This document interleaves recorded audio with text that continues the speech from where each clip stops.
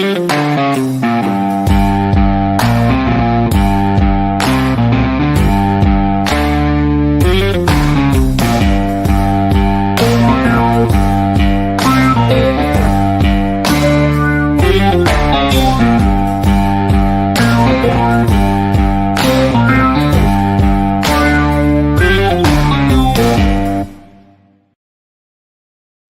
what's up, guys?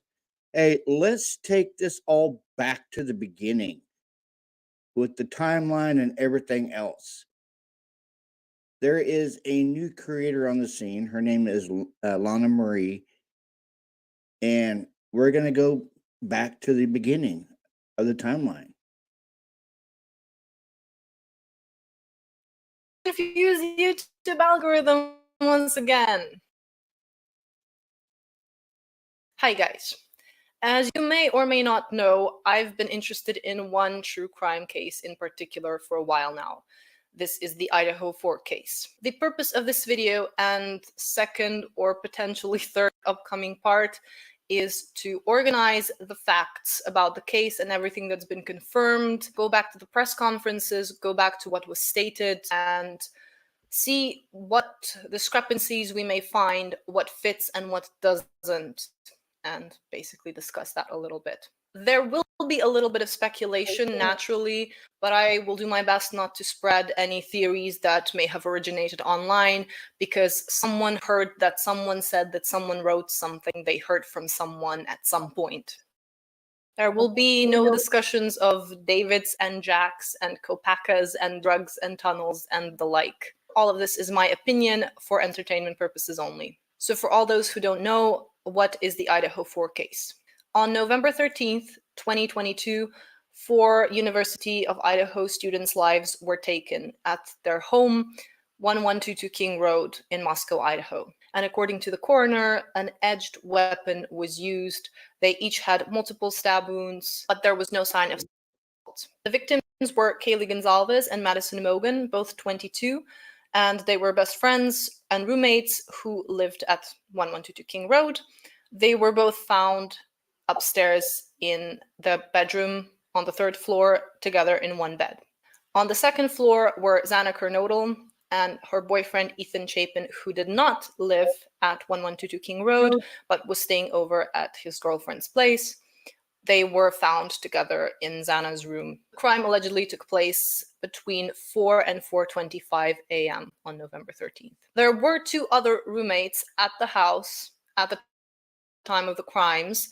They were both unharmed. It was initially presumed that the roommates were both on the 1st floor. The house had basically 3 floors. I'll put the picture here. But the roommate, DM, allegedly was not on the 1st floor, but rather in her bedroom on the 2nd floor of the house. Her room would have been directly under Maddie's room on the 3rd floor, where Kaylee and Maddie were found, and pretty much on the same floor as where Xana and Ethan's lives were taken. Now, we will talk about this a little bit more when we get to the affidavit, probably in part 2 of the series, but DM allegedly saw a man with bushy eyebrows, around 5'10", who was wearing a mask that was covering his mouth and nose. He walked past her, left her alone, just walked past her, through the kitchen and out the sliding back door, and that's how he left the house, allegedly. To understand more about that, we're going to review the timeline and how the events unfolded.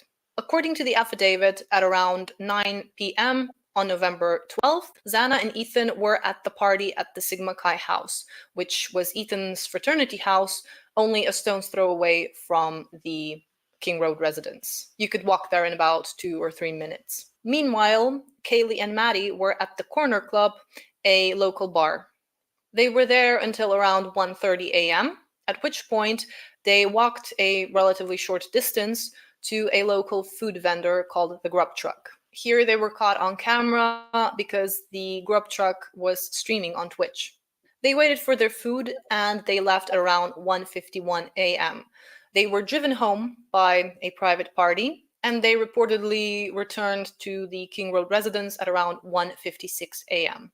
Originally, the police stated that they were probably home by 1:45 a.m., but when the video from the grub truck emerged, it kind of shifted the timeline a little bit. So by the time Maddie and Kaylee returned, Ethan and Xana were allegedly already home, as were the other two roommates, DM and BF. These two had been out separately somewhere. So all 6 people were allegedly home by around 2 a.m. on November 13th.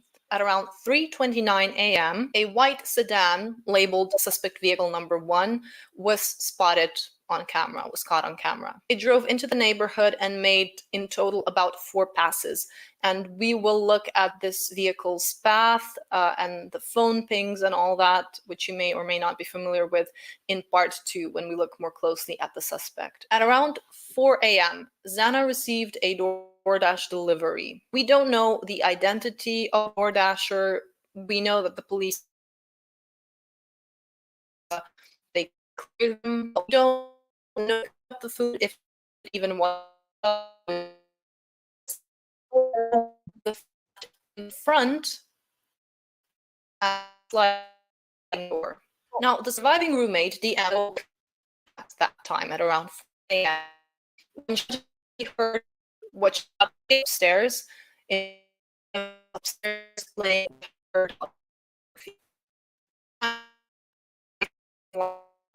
there's some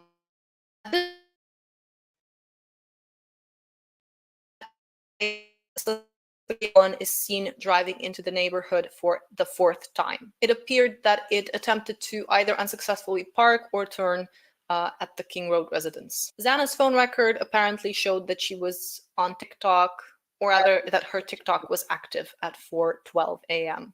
Now, at some point, DM opened the door for a 2nd time. That's when she heard crying coming out from Xana's room. That's when she also heard a male voice say something along the lines of, "It's okay, I'm going to help you."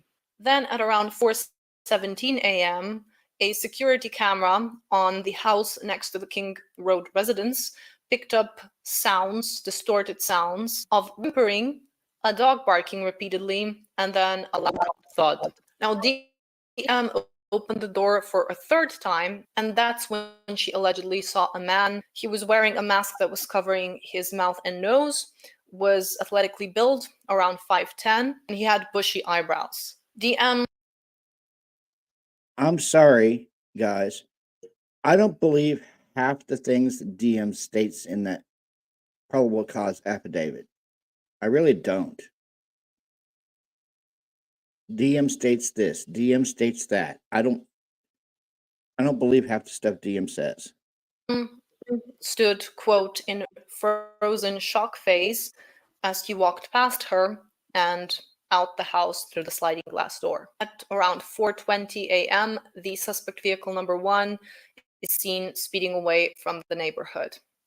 And then at 11:58, police receive the first 911 call. Now, I want to start dissecting this at the very beginning. So we're going to begin with the first police press conference that was held on November 17th, so just 4 days after the unalivings. As a linguist and someone who sometimes focuses a little bit too much on people's words, I did find something rather interesting about Chief Fry's language. And we will get to that, but first, let's just start with some facts that the police present to the public. We have learned that Ethan and Xana were at a party on campus, and Madison and Kaylee were at a downtown bar. They arrived home sometime after 1:45. We know that these homicides occurred in the early morning hours of Sunday, November 13th. Around noon, Moscow officers received a call of an unconscious person. Officers discovered the bodies inside the residence on King Road. The 4 were stabbed with a knife, but no weapon has been located at this time. There was no sign of forced entry into the residence. Autopsies are taking place today on all the victims, so we can continue to gather evidence and solve the crime. Based on details at the scene, we believe this was an isolated, targeted attack on our victims. We're not 100% sure if the door was unlocked. There was no damage to anything, and the door was still open when we got there. Were the roommates home at the time of the attack? There was other people home at that time, but we are not just focusing just on them. We're focusing on everybody that may be coming and going from that residence. So the other 2 roommates were there at the time of the attack? All the information we have from our investigation is that yes, they were. Okay. Were the two other individuals present at the home when police responded at noon? Yes. Now, it has been speculated, though not confirmed, that this unconscious person may have been one of the roommates who fainted. I do find this plausible because it's hard to mistake a stabbing victim for an unconscious person. You know, you imagine that with a crime so horrific, it's pretty obvious that they're not just unconscious. But then again, it is also possible that there was a lot of confusion at the crime scene. And if the dispatcher really did talk to multiple people at the scene, perhaps it wasn't entirely clear what had happened and they couldn't 100% verify what was going on. So they put in unconscious person.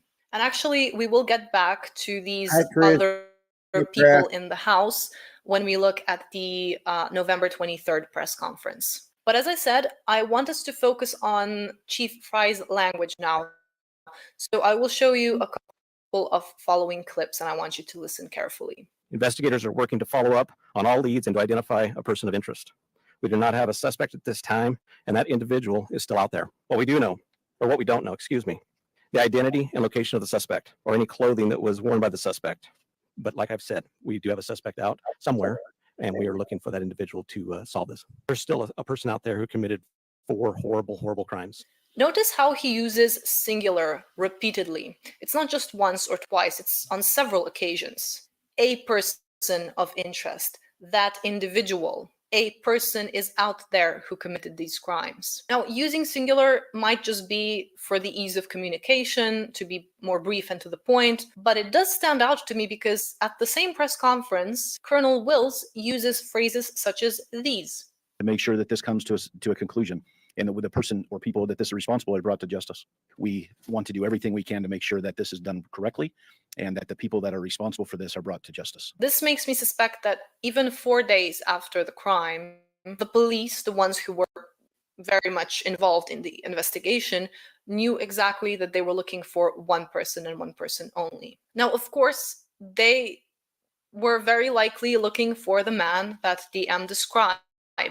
Initially, we, the public, didn't have this information. This statement was released, like her statement, DM's statement, was released only after the suspect had been arrested. But the police, of course, knew, and I suspect they were looking for this individual who would fit DM's description. Notice also how Chief Fry instantly corrects the reporter who suggests that the surviving roommates were witnesses. You have surviving witnesses to an incident at 3 or 4 in the morning and the 911 call didn't come until noon? I don't think I ever said that they were witnesses. I said they were there. And I can kind of understand that. At the time, no one had been arrested yet, and perhaps they wanted to protect the witnesses. I didn't say they were witnesses. I just said they were there. Okay.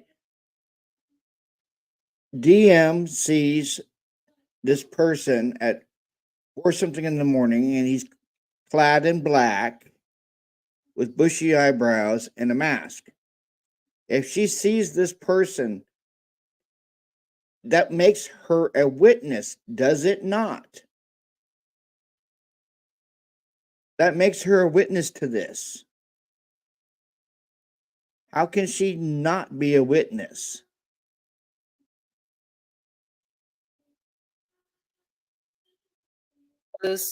So that the perpetrator wouldn't know that somebody had seen him or her or them. And then also interesting is the fact that he says they believe it was an isolated, targeted attack and that they don't believe this could happen to anyone else. We still believe it's a targeted attack. There is a threat out there still, possibly. We don't know. We don't believe it's going to be to anybody else, but we all have to be aware of our surroundings and make sure that we're watching out for each other. This suggests to me that they probably found something that told them exactly why these 4 individuals, or one or some of them, were targeted and not someone else. Then again, maybe they were just trying to convince the public that everything is fine, that we should keep calm. You know, stay vigilant, but be calm. No one's going to harm you. So, yeah. Now, the November 23rd press conference confirms a couple of things and gives us some new information too. On the morning of November 13th at 11:58 a.m., a 911 call was placed. The call reported an unconscious person. The call originated from inside the residence, and the surviving roommate's cell phone was used. During that call, the dispatcher spoke to multiple people who were on scene. The results of autopsies indicated that the 4 were stabbed multiple times and were likely asleep during the attack. Some had defensive wounds, and there was no sign of sexual assault. Here, it is confirmed that each of the victims had multiple stab wounds, which is potentially relevant piece of information in regards to the timeline, right? How long it took to commit the crimes. If all 4 people had multiple stab wounds, that tells you that the perpetrator probably needed a little bit more time. Now, remember, at 4:04, the suspect vehicle is allegedly still driving around, and it is suspected that it was just one person who did this. So they didn't have a driver, they were the driver, and they also committed the crime. So if at 4:04 they were still driving around, they still need to park somewhere, get out of the car, enter the house, go on 2 separate floors, attack 4 people, and then make their exit without any trace or leaving any of their DNA. In 13 minutes or so, I mean, it's not impossible, but it's a little bit unlikely. Very true, It does Maven, make very one true. wonder, right? Now, as far as the victims' wounds go, I will talk more about that in part 2. Do not believe the following individuals were involved: the 2 surviving roommates, the male seen in a grub truck video circulating on the internet, a private party who drove Kaylee and Madison home, any of the individuals who spoke to the dispatcher on the 911 call. We're also aware of a male whom Madison and Kaylee had called several times the morning of November 13th. We do not suspect that individual.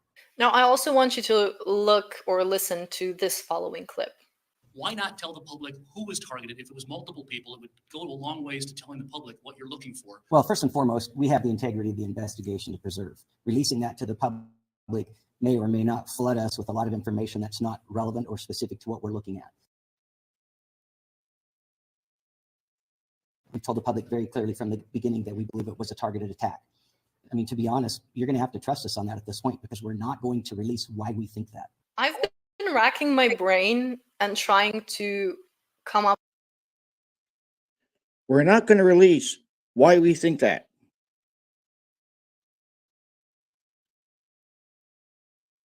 If this was a targeted attack, guys, was it the house targeted or was it the individuals? But you just heard Chief Fry say, "Oh, we're not going to release why we think that." Then why are you standing up there in front of the podium, Mr. Fry? Just to blow smoke up all of our butts?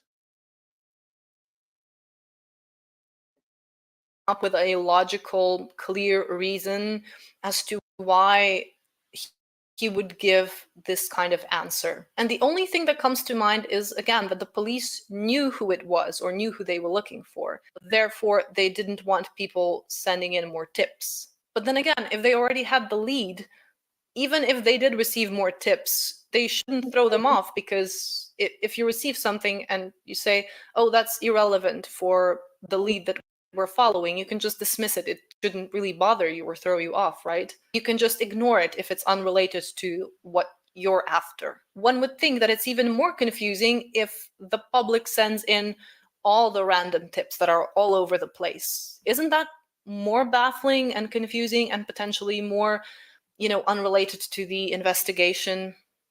I don't know. Let me know what you guys think. But now let's change our focus to something where we can get a slightly clearer picture. Well, we have looked at a lot of different vehicles. I'm assuming you're referring to the vehicles that were in the parking lot at the time. Yeah, so some of those vehicles belonged to the victims and some belonged to other people in the house. And so for us, that's part of the crime scene. In regards to the vehicles in front of the house, we know the following. So the Range Rover was Kaylee's new car that she got only 2 days before her life was ended. She just bought that Range Rover, and you guys must have been so proud. The blue Honda was most likely Xana's car, as it can be seen in her TikTok. As for white Chevy, I've not seen it.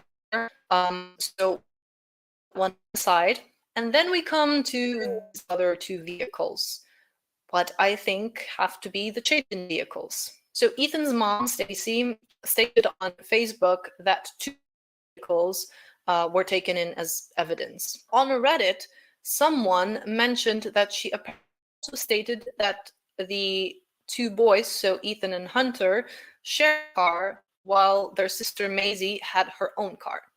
And to find confirmation of this, and lo and behold, Facebook, she does confirm that the boys and Maisie Ford Explorer. This was made in 20. But fact of the matter is, Explorer and Ford Explorer and a Jeep Very are seen true. in front.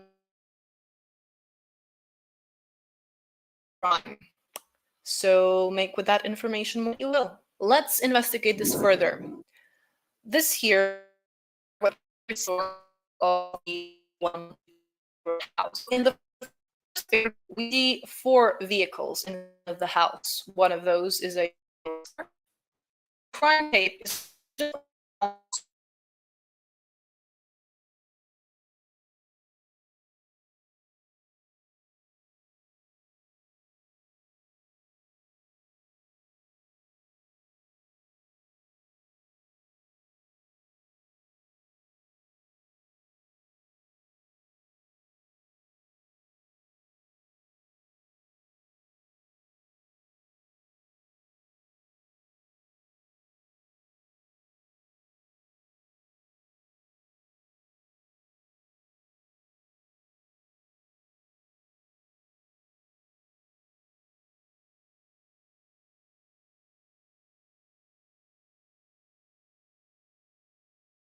My bad, guys. I got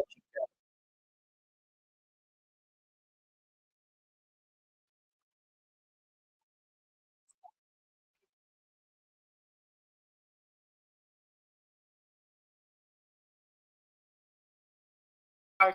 There by Ethan, then that's potentially relevant, I think. It could not mean Bring that anything, me you out. know, whoever did this maybe was intent on going in there no matter what was sparked outside. Of course, we have to note that since Kaylee's car was new, it was likely also unfamiliar to whoever did this, unless they specifically targeted Kaylee, in which case they would also probably know that she had a new car and what car it was. And when she got there, it's all a little bit wobbly. Like, this isn't some solid theory, but it's food for thought, I think. One more thing I want to look at is the police press conference from December 30th, when they arrested Brian Koberger. This press conference I like to call "That's the start of the investigation and will come later," because that was the response to 90% of the questions asked here. Can you tell us what tip, what lead, what piece of evidence really led you all the way from Idaho to the suspect in Pennsylvania? As I've said in the past, that's part of our investigation, and we won't be releasing that this time. Soon into the investigation, did police and law enforcement begin to spot Mr. Koberger as a potential suspect? How many tips, if you can say, were specifically related to Mr. Koberger? To the tip part, honestly, I can't answer that question, so I'm not even going to speculate on that. On the other part, that's part of our investigation, and it will come out. Did CODIS initially return any hits on this guy? That's still part of our investigation, and that will come out. Have you identified a motive? That's part of the investigation, and that will come out as we continue the investigation. But what we still ask is for people to continually send us things in the tip. Any indication that the suspect knew the victims? That's part of the investigation as well. It won't be something that will come out at this point in time. You guys found the murder weapon or the Hyundai Elantra? So we are still looking for all pieces of evidence. I will say that we have found an Elantra. Can you tell us if you eventually had a license plate number to the Elantra and how you tracked it to Pullman? That's still part of the investigation that will come out. Look, I get that the police's hands are tied and that they can't reveal everything. I understand that. But then why take questions? Why not just give a statement if you know that you won't be able to answer questions? One thing that did stand out to me was this. You mentioned earlier that you're still seeing tips about Brian and that people should still share whatever information they have. Can you speak at all about what specifically people should be reaching out for? Like if they know something? I would say anything and everything. I would say anything and everything. Anything and everything. You have the suspect, you arrested him, you clearly have something that led you to him. You will, of course, continue your investigation, yet you're still asking for the public to tell you anything and everything they may know about this person. Look, I'm not familiar with the system, so I can't say if this is standard procedure, but it seems a little bit off. You know, you're probably going to get a bunch of unreliable and biased tips. You'll get people calling in who may have had personal beef with this guy, who just disliked him for whatever reason, and you'll get people who just want their 5 minutes of fame. Is this information not going to be Not relevant or specific to what we're looking at. You'll get people studying his photos and saying, oh, you can totally see he's the guy. It's in his eyes. It's the vibes. If you're investigating him, if you have him under the microscope, then why do you still need the public's opinion on this guy at this point? Listen, when I was catching up with this case back in the day, and I heard that a suspect had been arrested, I saw his face on the news, and I just thought, wow, great, they found him. That was rather quick. I'm curious to know, how was he connected to the victims? We're soon gonna get more answers finally. Did he know them? Did he stalk them? Like, what was the connection? What was the motive? Yet, to this date, I don't think we have much more information than we did a year ago. I thought the pieces of the puzzle would slowly fall into place, but alas, everything but this seems to be happening. Everything is still hush-hush, everything is still sealed, no one is talking, and only rumors and crazy theories are spreading around. Because of course they are. If you're not telling the people anything, they're going to start inventing their own scenarios. So in part 2, we're going to go through the affidavit a little bit more. How the victims were found. We're going to look at their injuries a little bit. And we are also going to check the suspect vehicle. I think the survivors and the suspect are going to have to go into part 3. I have already started scripting part 2, and this just keeps expanding. It's like the Marvel universe. It never ends. But I really want to do a thorough deep dive into this, and we'll see how this goes. I hope you guys are enjoying this topic. As you know, always something random from this channel.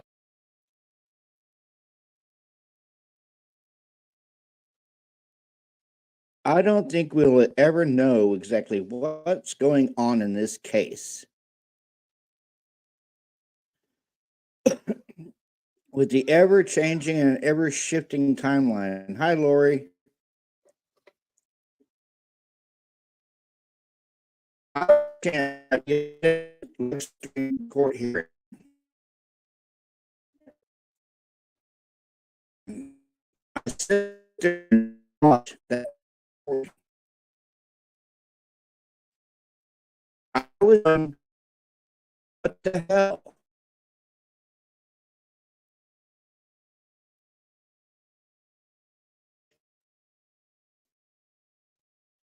Sitting there, double teaming the defense attorney over a simple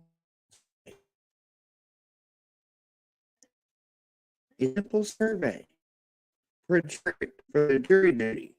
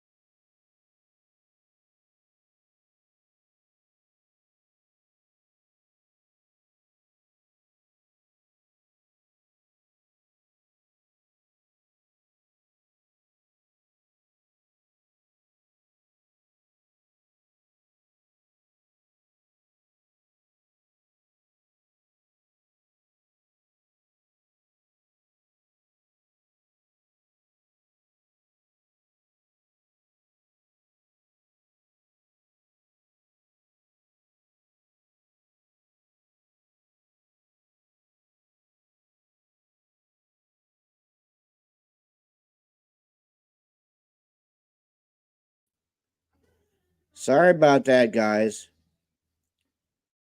StreamYard is being very glitchy tonight. But like I was getting back to, I'm doing pretty good tonight, Lori. Thank you.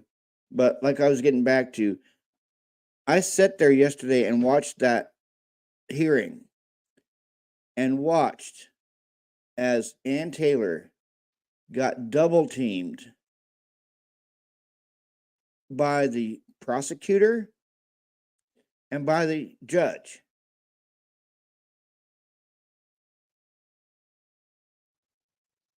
Over a simple survey, guys, a simple jury selection survey.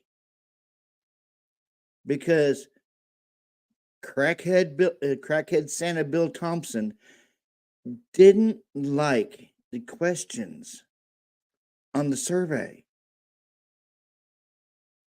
He thought they went into too much detail.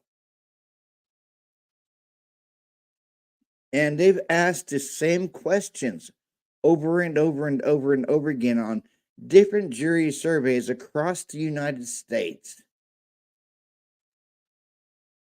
But yet Ann Taylor was sitting there getting berated by the prosecutor, accusing her of violating the gag order or the dissemination order. The judge siding with the prosecutor on certain things. The prosecutor, when he found out about the survey, he instantly wrote a motion to get what Ann Taylor was doing done. He wanted it ended because he thought, because the survey didn't come from his office,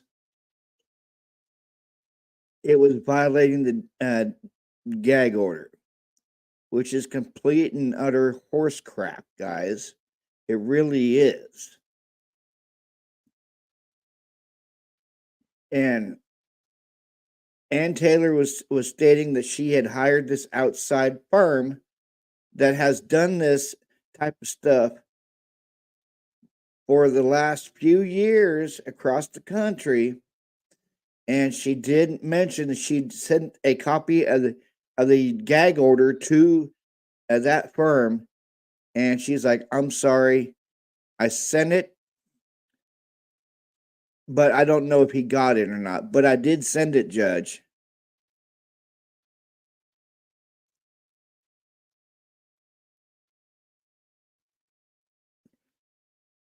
I know why freaking Thompson's doing this. Like Ann Taylor stated, it's a high profile case. And I'm sorry, if I was Brian sitting there in that chair listening to this prosecutor berate my attorney, I would get a contempt of court violation because I wouldn't let this old, decrepit crackhead Santa do that to attorney.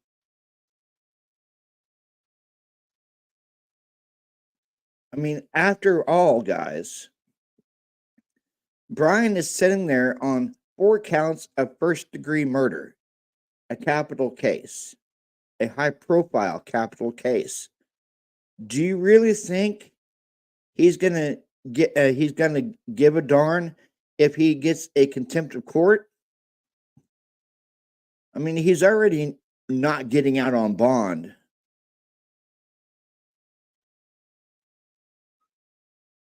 I think he's going to take that contempt of court, go back to his his jail cell, and wait for them to bring him back for a contempt of court. I don't think it's right what they're doing to Brian. I really don't. You have Judge John Judge throwing a hissy fit about the change of venue because he don't want to travel. He doesn't want to leave Latah County. He doesn't want to travel. Same thing with Bill Thompson. Bill Thompson doesn't want to travel. And yes, I know that she was doing the survey to test the waters to see exactly how many people there in Latah County know about this case, so she could use that for her change of venue motion at the hearing. But when you have Bill Thompson stating that she poisoned 400 potential jurors with this survey, and you have another lady calling the sheriff's department, guys, calling the sheriff's department because her son got a jury survey.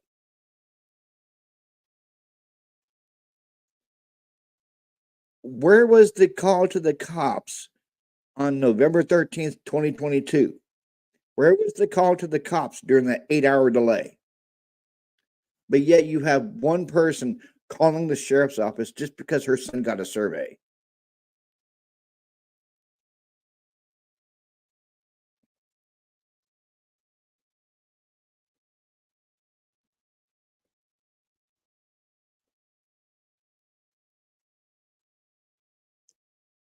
There you go, Jeff. Come on up for a little bit. Yeah, I know, Charisma. It is laughable to hear that. And this whole case is crazy.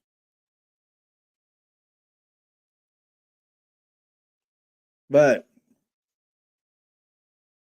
that judge signed that motion that Bill Thompson sent over.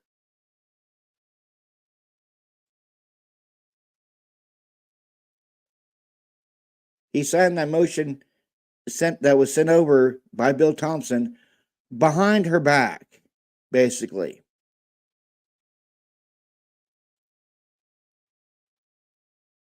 And she didn't know about it until she called 15 minutes later. Yes, the 400 people involved in the survey. Bill Thompson is stating that the defense poisoned those 400 potential jurors with a simple jury survey.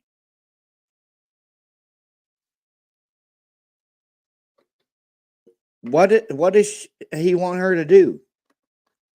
Not do no more surveys until she gets his permission to do it?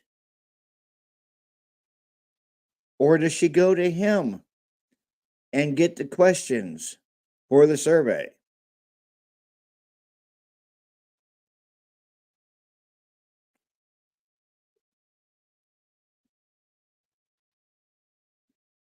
It makes you think. It makes you wonder what's going on in this case. What is the prosecution trying to hide? Like, seriously, come on.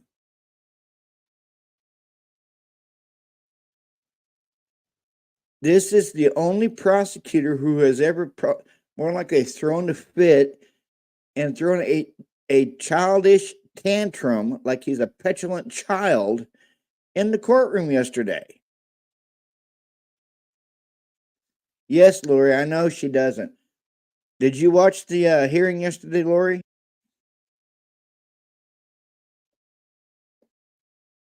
Hey, Jeff.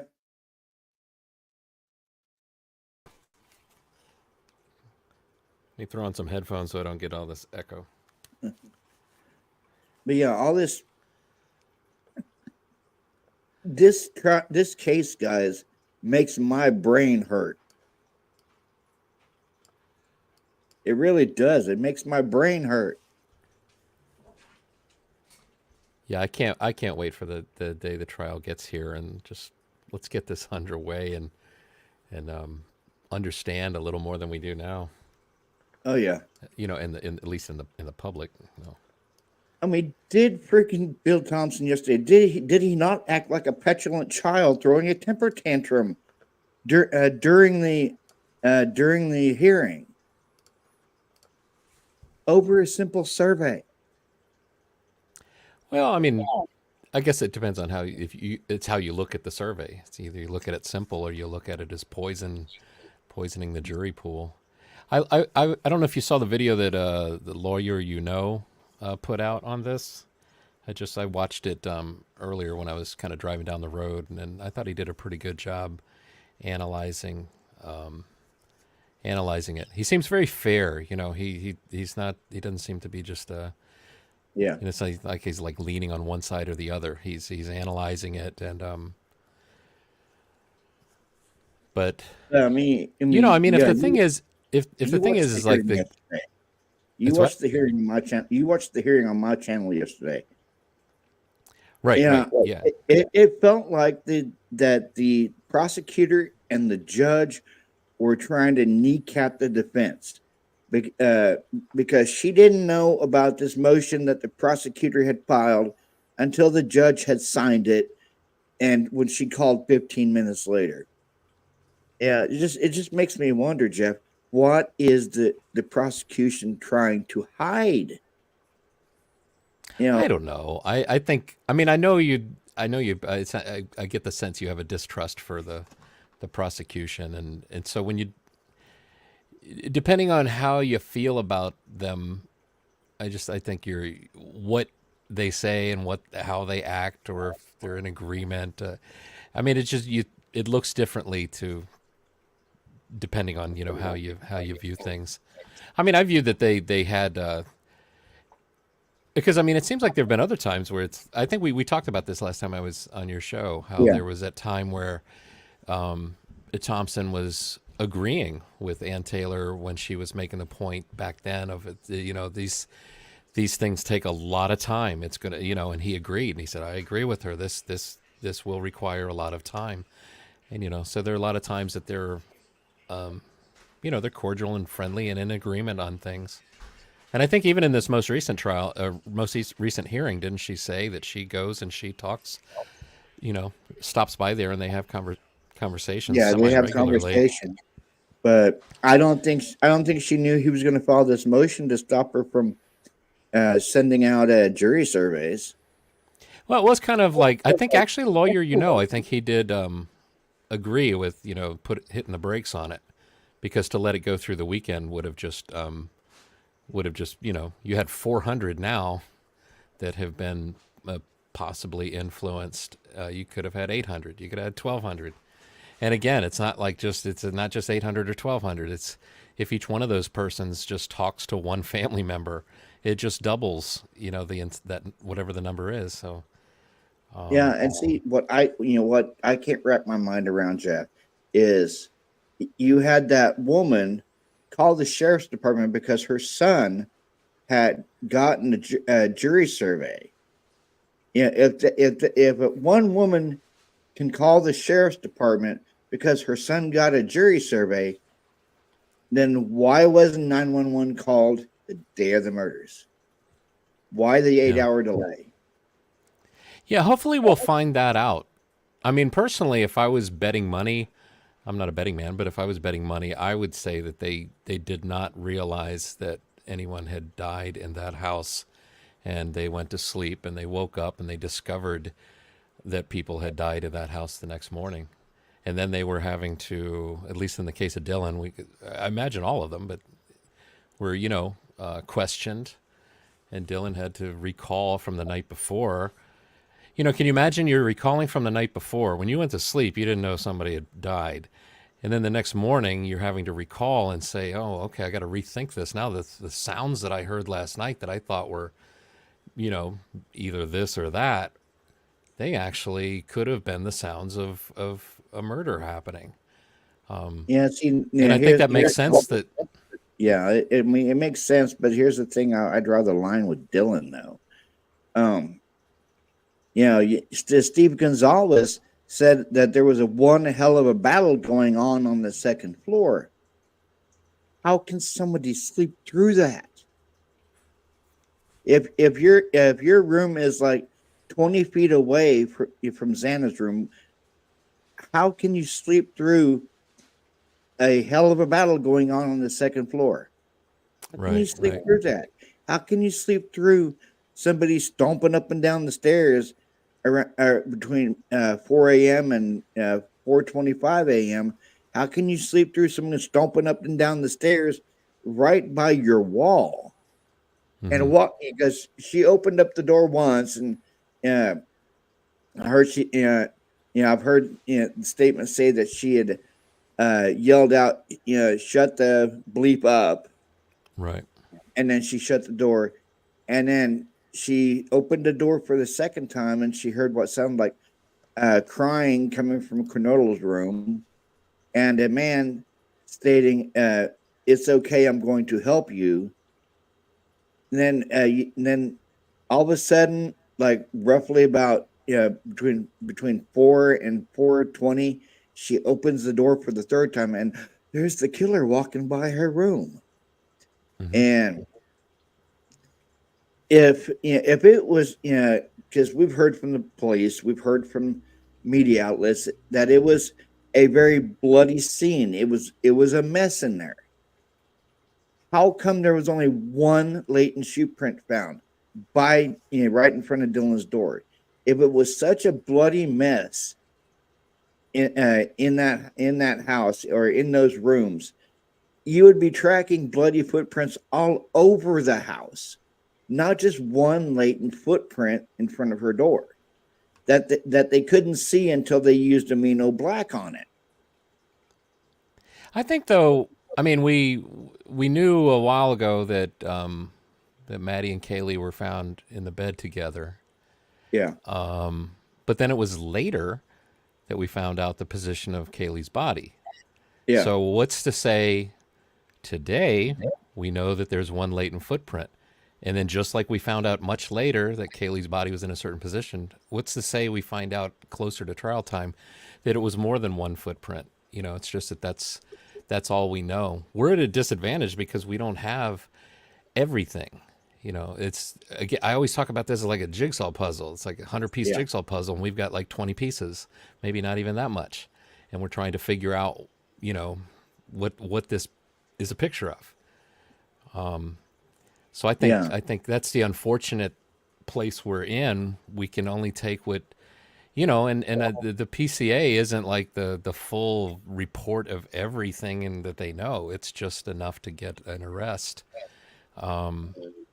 So it would make sense to me that there's a possibility that, maybe there's more of these footprints. I mean, if you've got one footprint, you don't have to look very far, I would imagine, to find a second one, because the assumption is this person has two legs.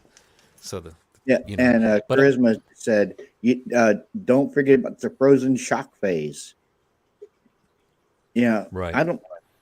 What the heck does that mean? I mean, I would love a clear definition of what is actually meant by that, because it could go a couple different ways of understanding what that phrase means. I'm not even sure. Yeah, it's basically like fear. That you're frozen in fear. But if she was in a true frozen shock phase, she wouldn't have the mindset to lock her door.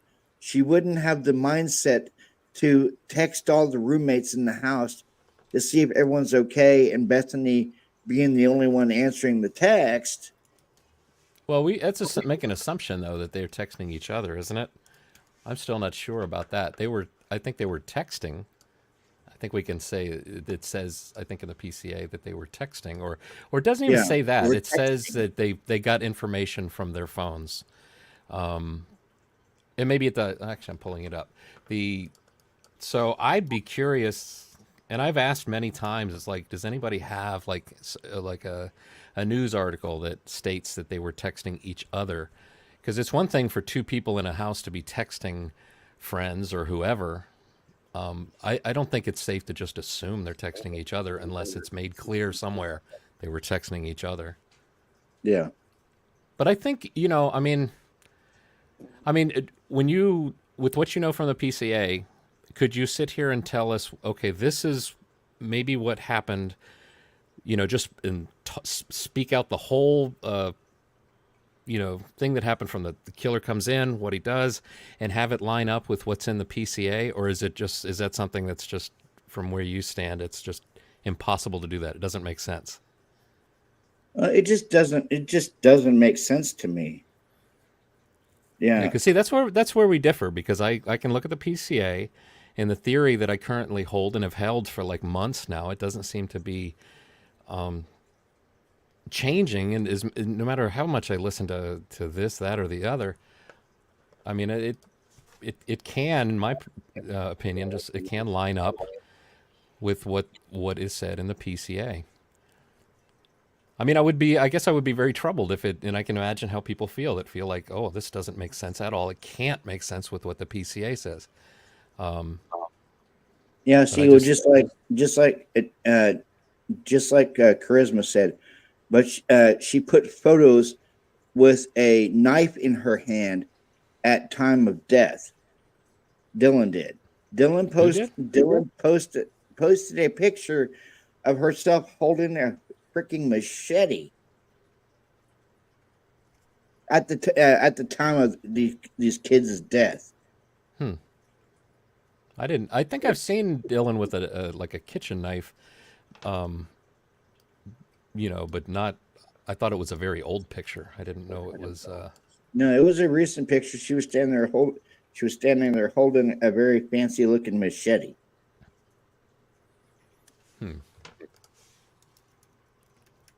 I hate when I do this when I go down roads that I've been down because I know if it's the same picture we're talking about, I like looked all over the place and on Amazon, and I think I did find what type of knife that was. Yeah. It was like not like a butcher's knife or something. It had a name. Right when I think I'm keeping really good copious notes and on everything, there'll be some question that comes up and it's like, oh, why didn't I think to write that down? But I mean, so she posted a picture of herself with a knife. I mean, does that mean that she's involved in this? I mean, is that enough to make someone think that she's involved with it? No, it was also the middle finger photo.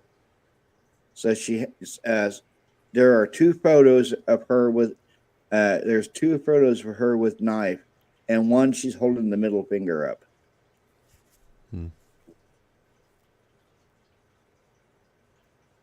I don't know. I mean, I don't know Dylan. I don't know.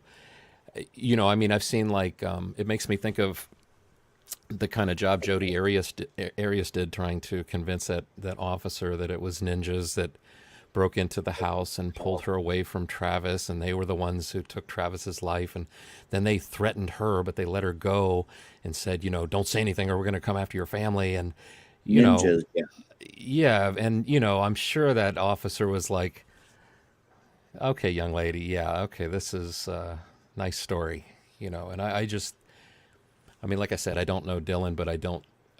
If anybody knows Dylan and knows that she could lie to a police officer and be responsible for more than she's saying, well, let's hear it. But I don't know. I just don't see these young people. They're just going there to go to college. They're going to have a good time, party, and then you wake up in the morning and you find out, four of your roommates or have been killed, and you were in the house and you weren't killed, and what's going on. I just think that they cleared a bunch of people too quickly.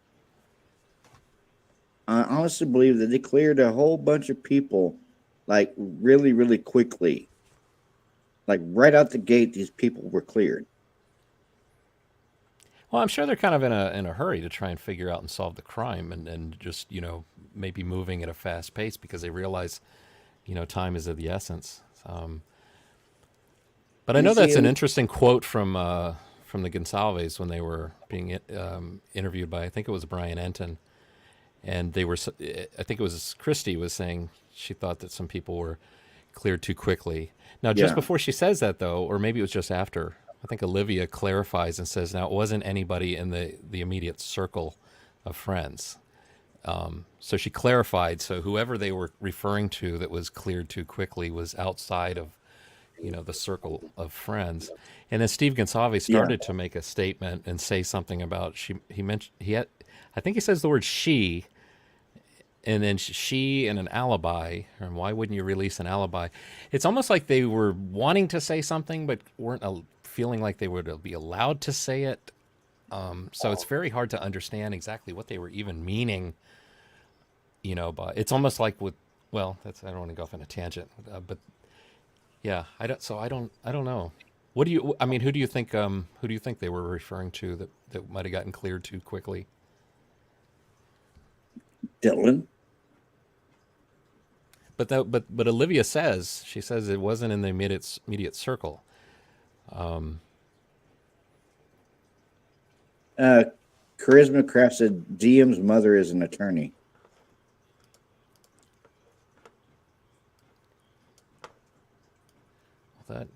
That helps afford going to college. For Yeah. sure. Let's start on this next video. I'll see if I can find that quote that Olivia says. Hi guys, I'm Lana, and I'm curious about many things. The Idaho 4 case being one of them. Now, if you're unfamiliar with this case, I did a part 1 where I sort of went over the timeline and the basics about this case. And in this part, we're going to dive a little bit deeper into the specificities. Now, my goal with these videos is to basically organize the facts that we have so far, discuss what is known, what has been confirmed, how these pieces of the puzzle could fit into the bigger picture. There is going to be a little bit of speculation involved naturally, but I still try to sort of stay on track and stick to building theories around facts, or at least things that have been somewhat confirmed by somewhat reputable sources whenever possible. I do my best not to spread any theories that are not based in anything concrete. But if you have other opinions, if you have any theories, feel free to leave them down below. All sorts of opinions are welcome, but I'm just telling you what I will personally not be discussing. A, for the sake of clarity and staying on topic, and B, because I just don't want to muddle things with baseless theories. All of this is my opinion for entertainment purposes only. So in today's video, we're going to go over some parts of the PCA that we haven't yet looked at. We're going to focus on the victims, on the locations of the bodies and the injuries. We're also going to look at the suspect vehicle and the evidence, or the lack thereof.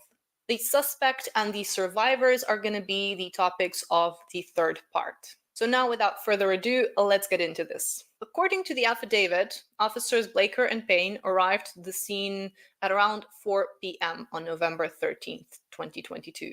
This would have been around 12 hours after the crimes and about 4 hours after the first 911 call was received. Officer Payne describes how he entered the house. He went up the stairs and was directed towards Xana's bedroom by one of the first responders who was already there, Officer Smith. Officer Payne could see Xana's body on the floor as he approached her room, and he could tell that her wounds were caused by an edged weapon. Now, if Xana's body was visible when he was approaching the room, then she must have been somewhere in this general area of her bedroom. Whether the door was fully open or half open, this is the part that would be visible, as opposed to this section that would have been behind the door. So we can rule this area out as the location of her body.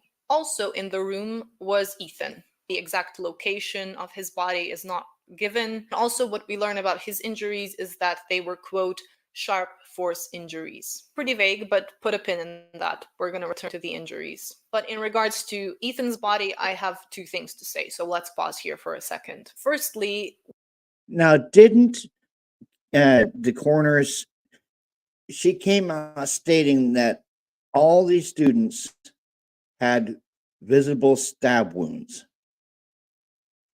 but now we're hearing that they didn't all have the same injury patterns.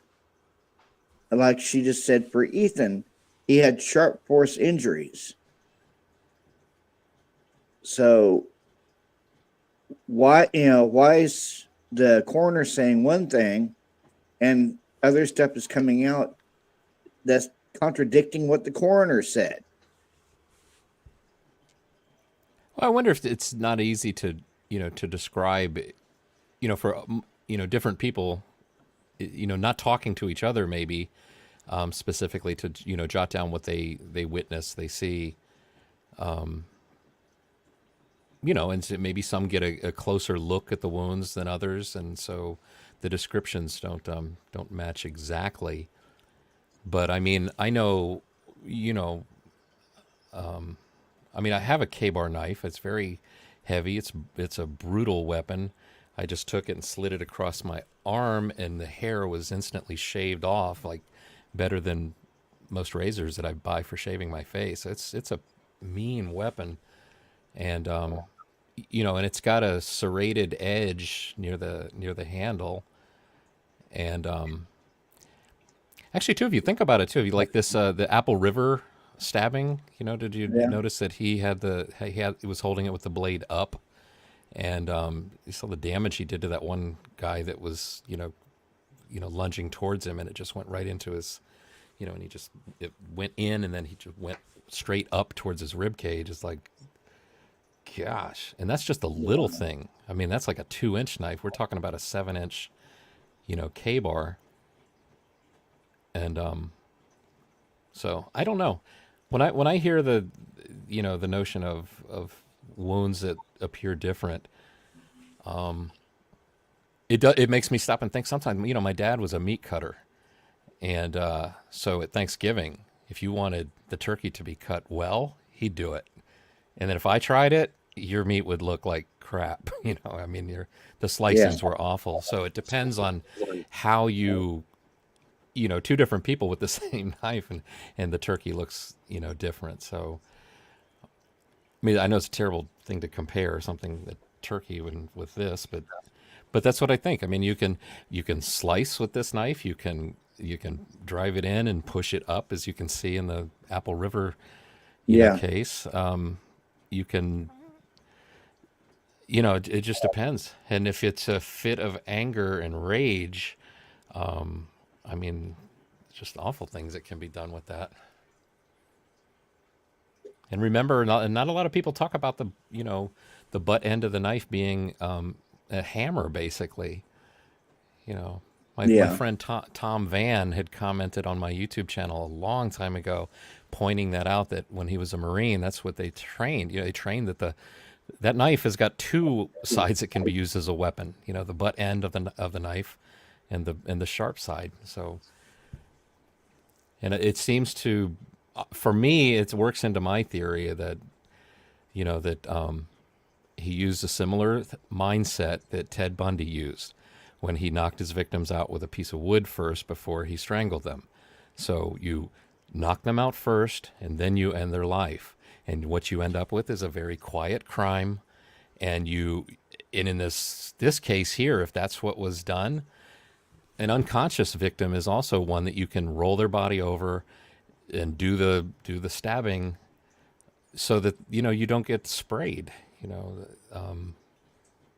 So- but well, then how do you explain Kaylee having visible defensive wounds?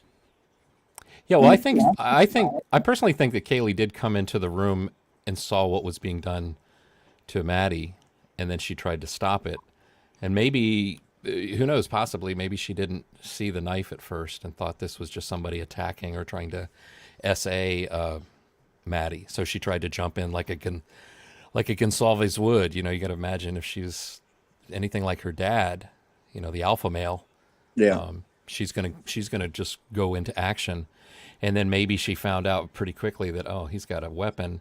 And if he used that hammer, because when there was a report that said her face was damaged very badly, again, if he goes into that house with the thought, knock them unconscious first with the butt end of the knife, and then use the other end. And then here comes Kaylee surprising him, kind of throwing his timing off, not expecting her to be there like that. I just imagine him freaking out and just going at her face and her head just to try and knock her unconscious. Because all she's got to do is scream once, and it alerts everybody in the house. So I think it's in that tussle and struggle, maybe to Dylan downstairs trying to go to sleep, is like, is this really the time to be playing with the dog upstairs? Come on, people, we're trying to sleep here.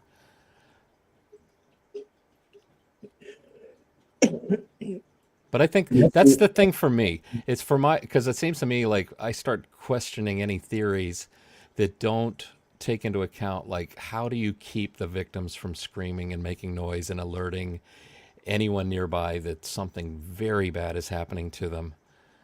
And See, that's what I seem to lean on, is the knock them unconscious first, which is not, I keep meaning to go get like some coconuts. I saw a guy selling coconuts today on the road. I was going to use them in a video to show what the butt end of that K-bar knife does to a coconut. So look for that. I keep talking about it. I just never do it. see, here's the thing though. This case is so messed up. There's so many twists and turns and valleys and rabbit holes. If they were to just gave us transparency for this case, and no dissemination order, no gag order. If we got transparency, a lot of these rabbit holes, we wouldn't have to go down. But since there's no transparency, we have to go down these rabbit holes, to get to at least a nugget of truth. Yeah, I don't know. I mean, I don't know what they would say the true and full reason for the gag order and all that is, but I do imagine, like, say you know something about the case, and you've agreed to like testify during the trial, and they've told you, it's like, you don't have to worry about your name being run through the media and through the mud and through YouTube, because there's a gag order, and so we won't be discussing this case just openly and freely. Your name won't come up. You can testify and know that, but then, the moment, if there was no gag order and you were thinking to yourself, should I testify in this case? It's like, oh my gosh, they know so much, and everybody they know about and they talk about it, they're running them through the mud. And it's like, no, never mind. I don't want to testify in this case. I don't know nothing. I saw nothing. I like those penguins, those Pixar penguins. Like, you didn't see anything. I didn't see nothing. So I don't know if that's the partial reason for, the gag order. And I mean, it would be nice to know, but we're just the public. Why do we need to know? I think the people that need to know do know. Just like Maven just said, it's a leap to say there was no screaming. Is that because DM doesn't say she heard screams? Right. How do you picture the way Dylan described what she said she thought was Kaylee saying, "There's somebody here"? Doesn't that sound like somebody who's woken up? The dog's woken them up from their room. There's somebody here, because this is the way the dog acts when there's somebody here. Hey, there's somebody here. I'm going to go across the hall and check out what's going on. I hear a little commotion. We don't even know if that was Kaylee saying that there's someone here. It could have been Xana, because supposedly Xana was awakened on TikTok, and she had got her that DoorDash order. She could have simply walked from her room, through the living room into the kitchen, saw that sliding glass door open, and say, "There's someone here." That's true. Yeah, and it even says in the PCA that it doesn't say it was definitely Kaylee's that said it. I think I'm pulling it up to see. It said that it may have been Xana, who said it. But it doesn't say somebody screamed the words, "There's somebody here, get the heck out," somebody call 911. It doesn't say that. So I interpret that as, I think there's somebody here. Here's the exact words. It says, a short time later, DM said she heard who she thought was Gonsalves say something to the effect of, "There's someone here." A review of records obtained from a forensic download of Kernodle's phone showed this could have also been Kernodle, as her cellular phone indicated she was likely awake and using TikTok at approximately 4:12 a.m. So, but I mean, it sounds like Dylan said, I think it was Kaylee. So Chris, doesn't that read? Isn't that how you read that? Isn't it saying she thought it sounded like Kaylee, but then it's like the officer is also adding, or a review shows that Xana was most likely awake as well. So maybe it could be her just because she was awake, but Dylan is saying it because she thought it was Gonsalves' voice that she heard. Yeah, personally, I'm like Tommy on this. I put no stock into what freaking Dylan says, because Dylan technically the night of the murders, Jeff. Dylan didn't have no timeline, like none. Like there was like no account for Dylan that night except for her and Bethany coming back to the house at 1 a.m. That was it. Yeah. Because you had, according to Bethany, you had Xana and Ethan over at the Sigma Chi house for a party, and they were there supposedly from 9 to 1:45, which there's been reports that have come out by Xana's dad that they were only there for an hour. They were there from 9 to 10, and then they went, and then they left. And then of course you have Kaylee and Maddie down at Corner Club until like 1:30, 1:45, and then they walked to the grub truck. And then they were back at the house by 1:56. And the only reason why they figured that one out is because of Kaylee's sister, Olivia. Right. From the light bulb camera, right? Is that how she from the light bulb camera. So the only person in this entire night, Bethany, Xana, Ethan, Kaylee, and Maddie, that doesn't have a timeline is Dylan. Does she not have one, or it's just that they just haven't said what it is? She was. I mean, maybe they know. Yeah, according to the police, her whereabouts the night of the murders was unaccounted for. She had no timeline.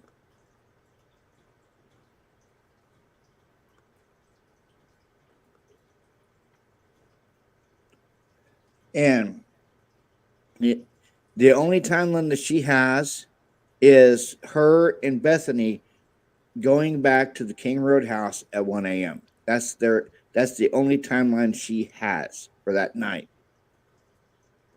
The police have stated they didn't know where she was. They didn't know what she was doing. The only thing that they knew was she came back to the King Road house at 1 a.m. with Bethany.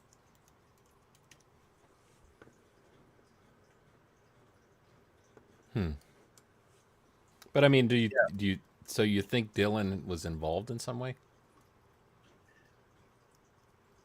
I don't know about being involved, but she knows something. Why else, after the interviews with the Moscow detectives, with the ISP, with the FBI, her and Bethany, right after the interviews, they both lawyered up. Which one did you say had a mother that was a lawyer? That was Dylan. Yeah. Yeah. So I mean, if she had a mother who was a dentist, then the mother would have great advice on, dental stuff. You got to go see a dentist. So if she's a lawyer, of course, that's gonna be a lawyer's advice. You should get a lawyer. Just being, if you're in a car accident, I mean, anybody might advise you. It's like, oh, you know what? You should get a lawyer. Like especially if it's a bad accident, maybe somebody lost their life. Dude, you just got in a car accident and somebody died. You should get a lawyer. It's just a wise thing to do, because these things nobody wants to be pinned with and blamed for somebody's death. And even those that knowingly know they did it are not going to say, hey, that was me. That's my bad. I caused that death. They're not going to do it. They're going to lie, and they're going to also have lawyers that are going to help them, lie.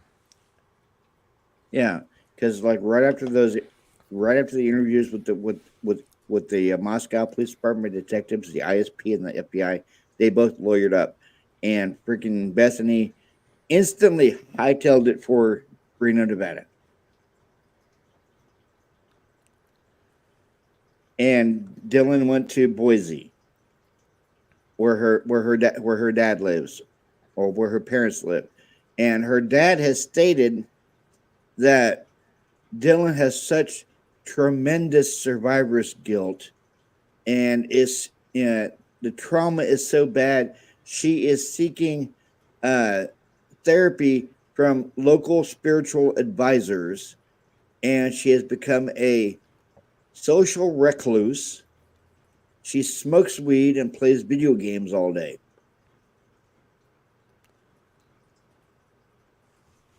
Yeah, I mean, I would imagine it's a very traumatic thing to do, to go through. I mean, think about it. You woke up and your friends are dead, and you're pretty sure you saw the guy who most likely did it walk right past you. But yeah, and then then Dylan got this tattoo of the wings and the the KMXE. Yeah. She wouldn't have known exactly what the what it. She wouldn't have known the order of the bodies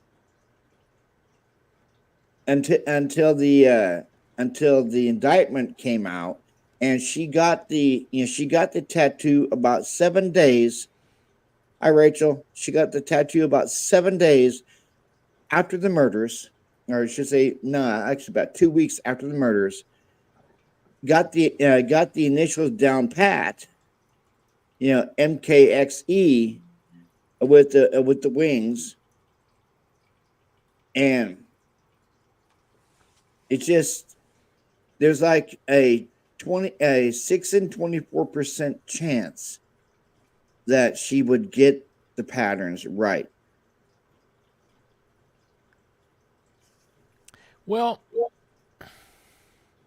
if you started with Kaylee, if you're starting with Kaylee and Maddie, maybe they go first because they've been friends since they were like in grade school. Is Kaylee first for some reason? No, it was Maddie first. It was MKXE. MKXE. Okay. So, but if you're starting with, either Maddie or Kaylee, so they will go together because they've been together forever.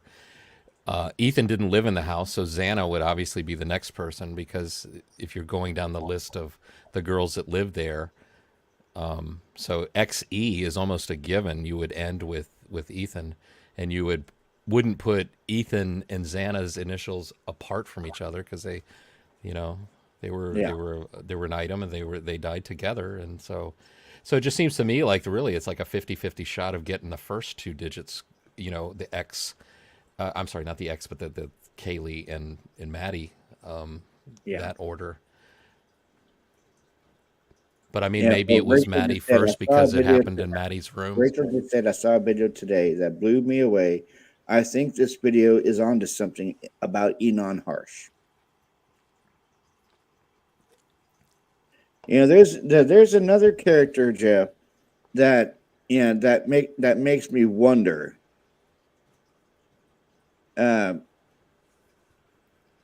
Because in that one interview that he did, he clearly looked at the question, because the question was, why, if someone is such an introvert, would they want to move into a college town / party town? And you could clearly see him lean forward like this, look at the question, and just go vaulted ceilings, vaulted ceilings. Now, was he looking at the question, or was he looking? Because I've seen when he's doing interviews, he's constantly looking at the chat, just like I am. I'm watching the chat go by, and Yeah, the was he not question. looking at? Let me show you. The question was right here on the screen, like Florida baby, right here. And he leaned forward, looked at the question, and said, "Vaulted ceilings, vaulted ceilings." I don't know. I mean, my gut feeling about Enon Harsh is that he reminds me of friends I've had that smoke a lot of weed, like to be high. The thing is like, I get the feeling he just speaks whatever is on his mind, doesn't run it through a filter, and I just don't see that if you are guilty of something horrible like this, and I just don't see you being able to speak that freely. I just see him pausing a little more to think about what he says and being careful because you don't want to slip and say something. He just speaks so freely. I just think he's just kind of an eccentric. I think he saw an opportunity for his 15 minutes of fame. And just like any, I mean, you got a YouTube channel. I've got kind of a YouTube channel. It's a wild thing to have like a lot of people that know you by your name, take interest in you. Some hate you, some love you. It's a wild thing. And for somebody who just, he's living in where he was living, very close proximity to where the murder house is, but and he's Like a working late at stone's night throw away. cutting in a kitchen. He's in a kitchen, so he's a guy in a kitchen, and then all of a sudden now he's nationally known. It's got to be a weird experience. Is what? Yeah, he goes by Chef Dizzy. Yeah. Hey, 12 gauge. 12 gauge is in the chat. The other thing too, it's like when I first heard about him, and I thought, okay, let me go look at his YouTube channel. In the very first video I see, he's chopping up things with a big old knife on in a kitchen. And so the first thing I thought was like, okay, if this guy is involved, he's not very bright, because who would, the person involved would know. It's like, well, this would be the last video I'd post right now. No way, I'm not posting this. So that's why I think he's just, he's just eccentric. He's speaking freely, just whatever comes to mind. He's, he laughs a lot. I think he's just a carefree kind of guy, and just like that. What's his Jeremy Regan was. He annoys me, like every other word is like, like. Oh yeah, he says like a lot. Like. That's annoying to me. Very, I agree with you there. Yeah, but I don't know. I know what's his name. Hey, Danny. Doc Thrifty, Crime Lies and Videotape is very much convinced and focused on him. Yeah. Now I watched a couple of his videos today. He's a very informative person. Doc Thrifty is. I know he was kind of blasting somebody. I'm not going to mention their name. But it was a very informative video. Yeah. I see 12 gauge. How you doing, man? Hey, 12 gauge. But yeah, getting back to that, the hearing yesterday. In your own opinion, did you feel like they were like double teaming her possibly? Because that's the way it kind of looked from my vantage point watching the hearing yesterday. It's like they were kind of low key double teaming her. Well, I mean, I see they were in agreement on things. Some things. I don't know if that means that they're, if there was anything necessarily wrong with that. I don't know. Again, I feel like it's depending on what feeling, and it's kind of like having a bias. Do you have to ask? Do you have a bias against the prosecutor first, and then if you do, then if you watch a hearing like that, then you probably are going to feel like, oh wait, I try not to look at Ann Taylor in a negative way. I know she's just doing her job, But I feel like sometimes I get a little like, well, and I used to, like when she said the knife sheath was placed. I just thought, oh, that's an interesting word to use. That conjures up for those who don't like law enforcement to think, oh, I bet she's referring to law enforcement, that they placed the sheath there and they set him up. It just seems like, and then this, the thing that we're talking about right now with this survey, it's 400 people that, and the prosecutor gave us a sample of about 3 or 4 of the questions. Maybe it was 4. I think it was 4. And they were, it was regarding the knife sheath. I think even the DNA on the knife sheath, the Elantra. It just seems weird to me. It's like it's almost like if I came to you and I said, look, we need a new venue because people know about the Elantra. And then I go and I send out to 400 people, hey, have you heard about this Elantra? I just want to, it's like, oh, you're trying to cause the thing that you're complaining about that's happened. I don't know. I just think there's a better way to try and figure out if a new venue is needed, and required. But it seems it can be looked at like she's trying to cause it. Danny says, "Hi, tired of being in religious community. Can someone give me advice?"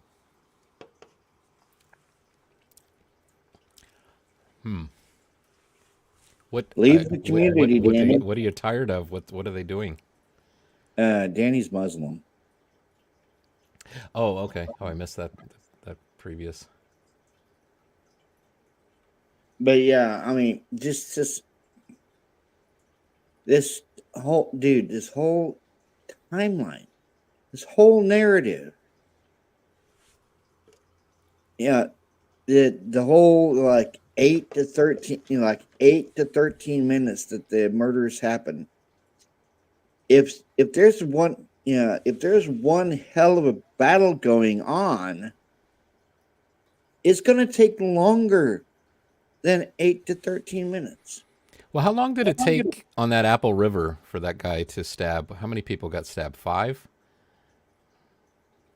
I hadn't even. I mean, that was. I think that was maybe a minute, 2 minutes. It was very quick, and I don't think he wasn't trying to stab them 50, 60 times. He was. So I don't know. I usually think about the time it took Jodi Arias to end the life of Travis Alexander. I mean, she had a knife and a gun. So yeah. Now, what do you think though? Some people think that the gunshot was the last thing, and some people think it came first. And it makes a big difference because it's a lot easier to, I think, probably stab somebody that's been shot first.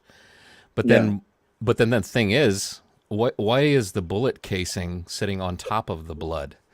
Doesn't that mean that he was stabbed first? There was blood all over the floor, and then she fired the shot, and the gun casing, the shell, landed on top of the blood. So that makes me think that the gunshot was last, kind of a, what do you call it, a coup de grace? A last thing. I think the coup de grace for Travis was them having sex. That could have been his coup de grace because they had intercourse, and then he went to take a shower, and she stabbed him and shot him, and I think the only thing that got her caught was the digital camera that she was trying to wash in the washing machine. And she didn't remove the SD card that had all the incriminating photos on it. Yeah. I don't know. As a photographer, I mean, she seemed like she should have known better. I don't know what she was, unless, cause didn't she had deleted images from the card in the camera, but they're not permanently deleted. They were able to, they were able to retrieve. They were able to retrieve the ones that she had marked, and I guess used in the menu to delete them. But the other thing that they had was her big old bloody handprint on the wall, with her fingerprints and everything. So Yeah, that wasn't smart either. no. Hey, Rachel. But I think, I'll probably stop using the, Jodi Arias. Well, the thing is that Jodi Arias, the way that she used the knife on her victim was, a similar manner with anger, and stabbed 27 times. So it's. I don't think it was anger. I think Jodi Arias was a narcissistic nutcase. Yeah. Well, I think she really wanted to be a Mormon wife to Travis. And I think even though she got baptized into the church and he was the one who baptized her, I think she got the message from Travis. It's like, okay, this is more about the fun we're having together and the naughty stuff we're doing, rather than you don't see me as wife material, Yeah. like everybody else in the church. I think it was more of his parents. His parents didn't like her. Yeah, it sounded like his friends also. I mean, because his friends were like, when it's happened, it's like, you know what you need to look at? You need to go talk to Jodi Arias. So they were. Yeah. Yeah, they had a bad feeling about her, the moment this happened. Florida baby. That's a very strict culture. Would your family be accepting if you left the religion? Very good question, Florida baby. Well, I don't think either of them were planning on leaving the religion. I think she was joining his religion. But then, I mean, I'm sure he was all fine and good. I mean, he did a good thing. He brought somebody to his religion. He baptized her into the religion. He just didn't want her as a wife. He wanted one of the more proper, typical Mormon wives, I think. And that's who that other woman was that he was planning on going on that, what is it, Cancun? I think they were planning a trip to Cancun that was happening in just a few days. That's how they found his body. She was like, he's not answering my calls. We should be talking about where we're meeting and like the plane tickets and all this kind of stuff. And then she went looking to see what's going on, and they found his body. So I'm sure that was a big thing for Jodi Arias. It's like, you are not going to Cancun with that woman because you probably end up marrying her. Forget it. If what's that expression? If I can't have you, nobody can have you. So I think it was one of those kind of things.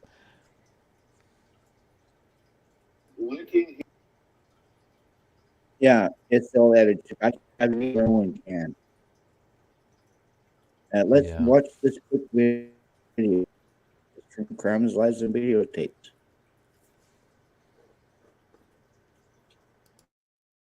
And Florida, could you please put Dr. 50's link in the chat? His lips. And the fact of the matter is, psychologically, he's trying to wipe away everything he's saying. Take a look. Houses and hang out for a long time, and then they come home on the weekends. Like, that's just like college life, I feel like.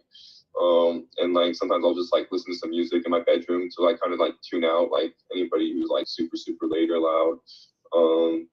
And then sometimes like you'll hear just like people walking down, like, I don't know, sometimes yelling, but not like, it doesn't happen like, I don't know, it's not super loud, but it's like, it's campus, it's noisy, but I mean, it's like going on, like, yeah, sort of like was close vicinity, but yeah, it's usually just nothing.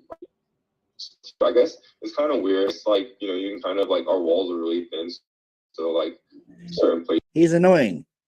Yeah, it's like the walls are really thin. Like places you can hear like certain areas outside or inside, whatever. But I don't know.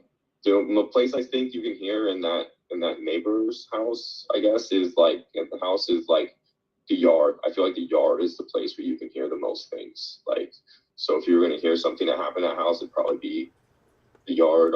Like, I feel like the sounds inside, I'm guessing, wouldn't carry as much. Just because like again, I think that yard is sort of like almost an amphitheater set up a little bit. It's like it's got the hill and and it's like down a little bit, and then above it is like the parking lot and another hill. So it's like, I don't know, it's kind of like a meteor like hole in a sense.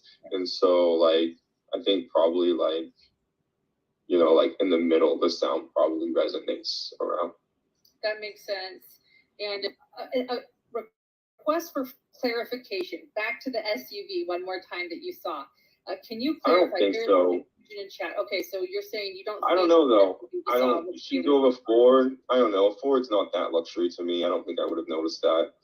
I mean, it's a nice car, but I don't think it really didn't stand out to me. I don't know. It just stood out to me because, you know, like I drive kind of a sketchy car, and it's kind of decked out, and it's like, I don't know. I noticed like I've always been into like, you know, cars with like rims and tinted windows and stuff like that, and this was like one of those cars I'd be like, man, probably if I was younger and rich, I probably would have bought it. So I think that's why it stood out to me. But like, yeah, it just, you know, it kind of seemed like, you know, either a baller or like somebody's rich parents.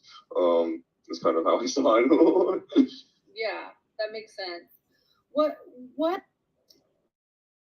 have you talked to law enforcement since that first day they came over and asked you if you'd heard anything? Yeah, I did once.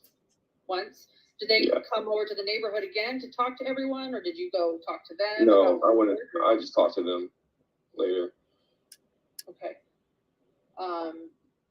Anything else you want to tell us about that, or is that off the record? Okay. That's off the record, Chef. Thank you. And by the way, this is That's off the record, Chef. Do you think you're talking to your boss, This is a channel where I will ask a lot of questions, but I also respect my guests. For those wondering if something's off the record or you don't ever want to answer, that's all you need to say and we move on. So thank you. Thank you. And to them. No, I wouldn't. I just talked to them later. Okay. Anything else? Put the tongue in the corner of that mouth, Get nervous? You want to tell us about that, or is that off the the record thing? Okay. That's off the record, Chef. That's off the record, Chef. Almost as if you're having a conversation with your boss or your head chef. What's the matter with you, man? Weirdo. Yeah, it happens here. A lot of people leave their doors unlocked, windows unlocked. It's generally pretty safe. All right. This is one of my favorites of all time because this is just a, like you said, succession of adapters. That's all we're seeing in this part. So when he takes a drink of water, he's not drinking water because he's thirsty. He's drinking water because he wants something to do. He's nervous. This isn't his first.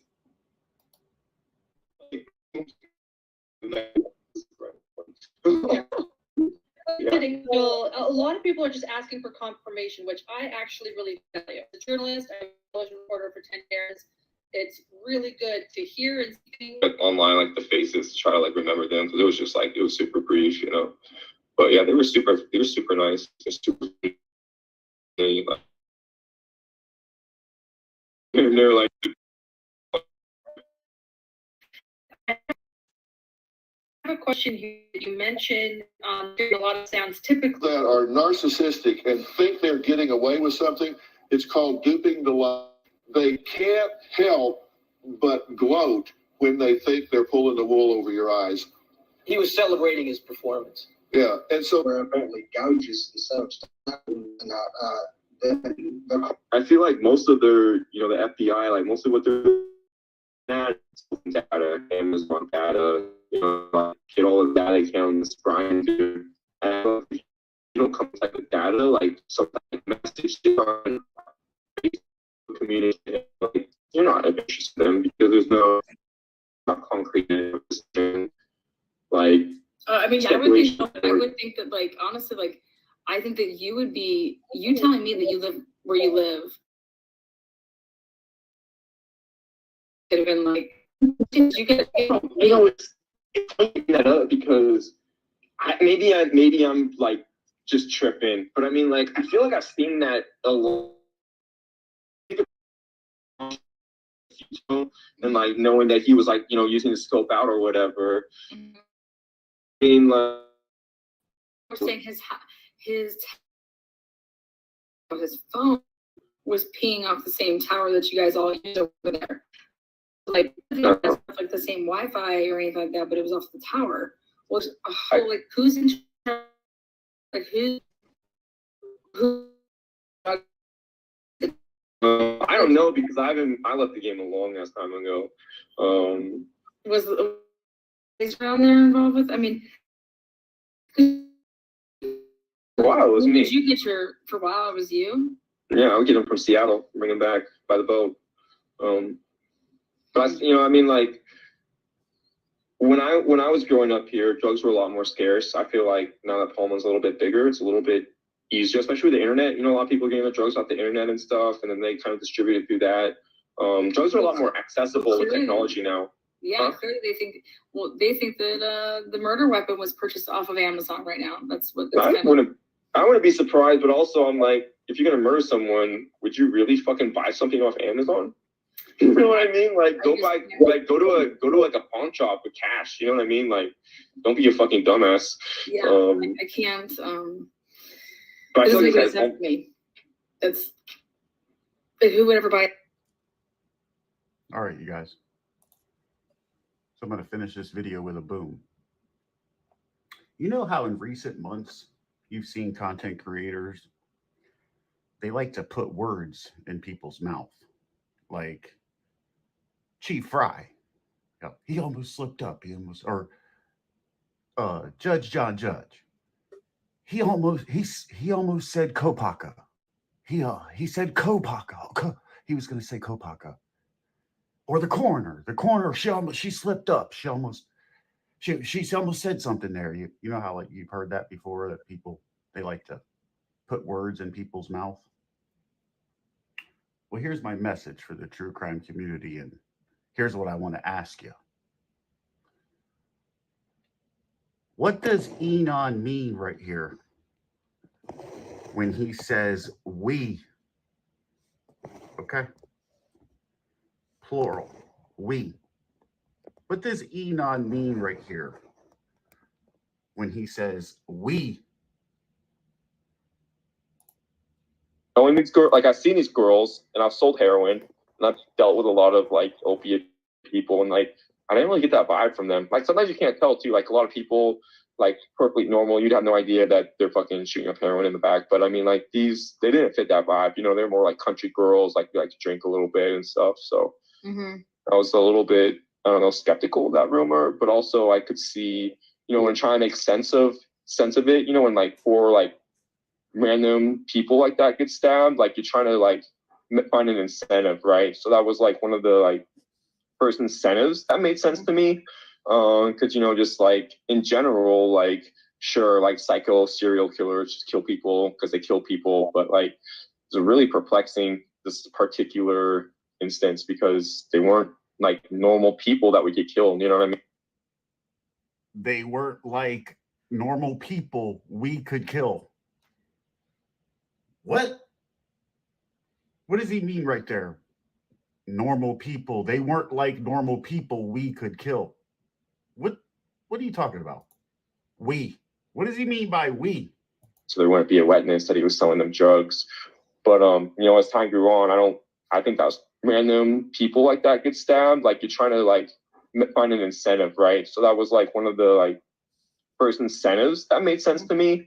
Because just like in general, like sure, like psycho serial killers just kill people because they kill people, but like it's really perplexing this particular instance because they weren't like normal people that would get killed. You know what I mean? Like people involved with drugs and get killed because maybe they owe people money or like like gang or something. What does he mean by we? They weren't normal people we could kill. Okay. Girls like to drink a little bit and stuff. So I was a little bit, I don't know, skeptical of that rumor, but also I could see, when trying to make sense of it, when like poor like random people like that get stabbed, like you're trying to like find an incentive, right? So that was like one of the like first incentives that made sense to me.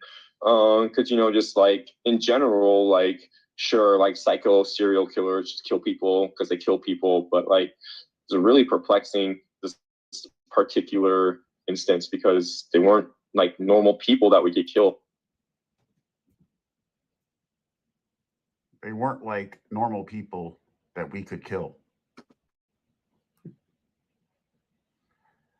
There's your boom. Talk soon.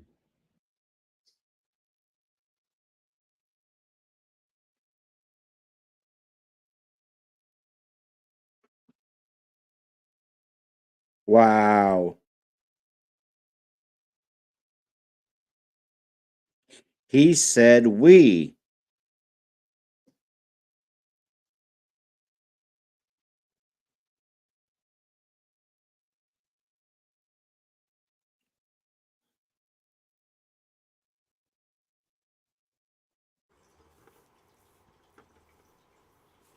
He said we.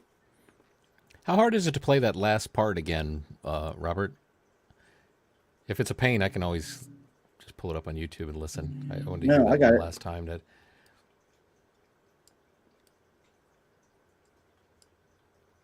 In general, like sure, like psycho serial killers just kill people because they kill people, but like it's really perplexing this particular instance because they weren't like normal people that would get killed. Right there. no, They he weren't said like normal people. people. We, No, like normal no, he people said that normal would people get we killed. could kill. Play No, it he one more said time. I we. think he says they're not like normal people that would get killed, that you would expect to get killed. That's all I hear. Psycho serial killers just kill people because they kill people, but like it's really perplexing this particular instance because they weren't like normal people that would get killed. Normal people that we could kill. Yeah, I think what he's saying is would get killed. That's what I hear. Play it one more time though. I think it may sound like he may have slipped and said that, but I don't think it's like a Freudian slip. I just think he was just saying there's like drug dealers are the types of people that would get killed. Not these girls are not the type of people that would get killed. Yeah, he said these people, what perplexes him, these people are not normal people we would kill, is what he said. No, that's not what I Psycho heard. serial killers just kill people because they kill people, but like it's really perplexing this particular instance because they weren't like normal people that would get killed. Like normal people that we could kill.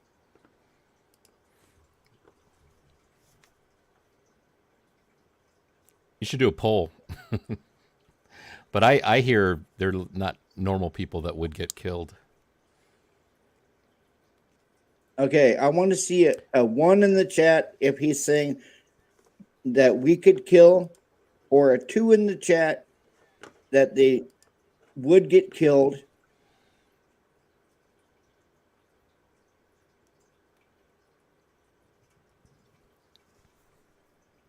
Let's see the 1s and the 2s. And also too, sure, Robert, yeah. is it stopping? Is it you stopping it right after the word killed, or is that stopping from when it was Doc Thrifty video? Because I think It made sense to me. Because you know, just like in general, like sure, like psycho serial killers just kill people because they kill people, but like it's really perplexing this particular instance because they weren't like normal people that would get killed.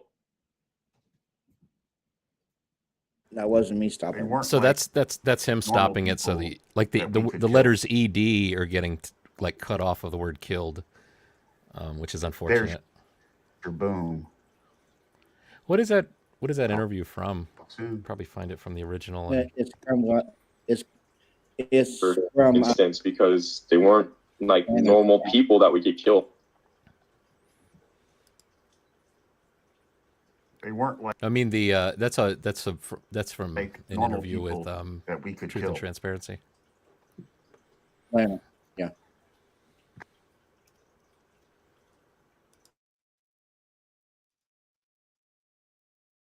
I don't know why Bella's covering her face, Florida baby. Yeah, Rachel says March 10th, 2023.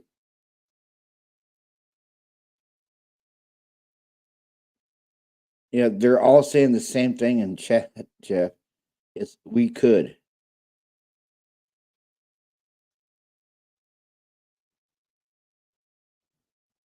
And Just Amber says, wow, interesting. Yes, that is bizarre, Florida baby. That is very bizarre. And I don't think Lana caught that either.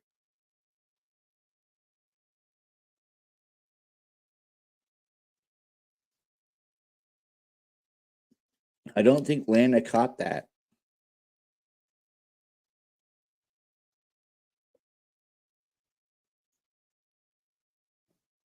Very good, Rachel. Very good. Yeah, Theta says he accidentally said it.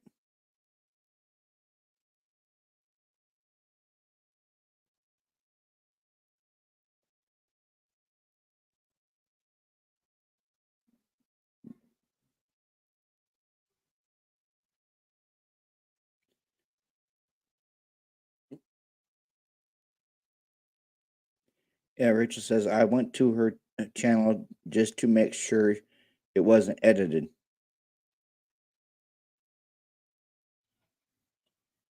Charisma says the boom is the change of his look. No, Charisma, I think the boom that Doc was talking about was that what he said that we could kill.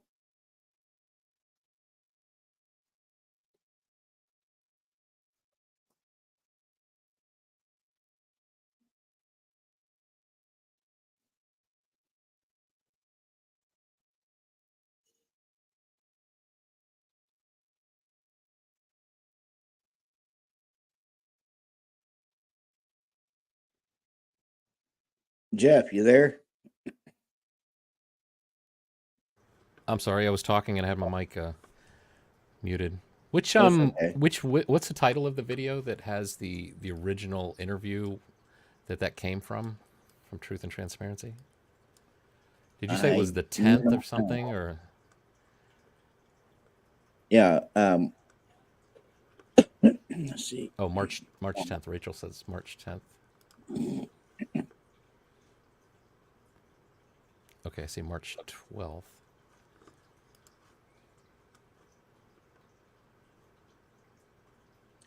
Rachel says, hold on, I'll be right back.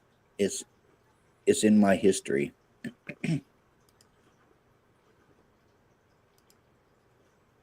Yeah, Theta, I know, isn't it?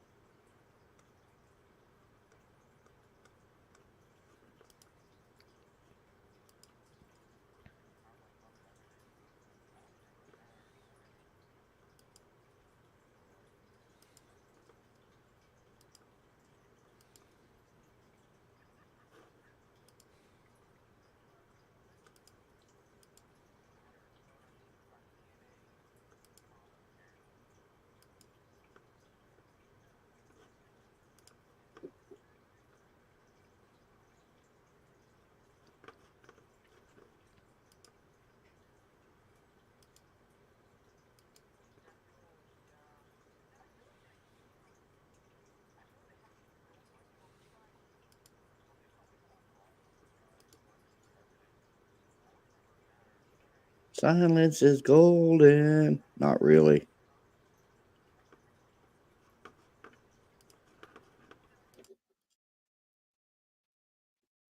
I hear the tapping of keys until he muted.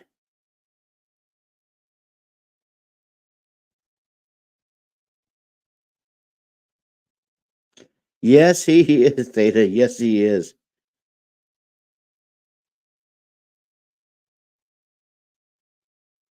Yep.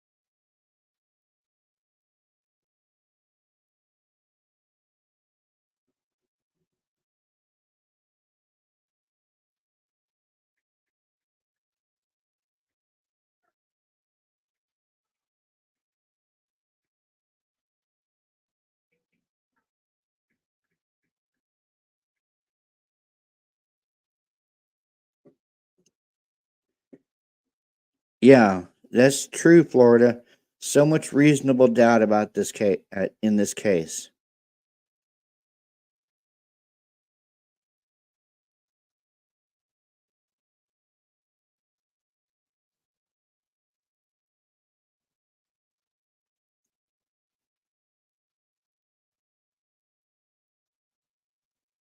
Yeah, gee, I wonder why, just Amber, why he wasn't questioned by the police.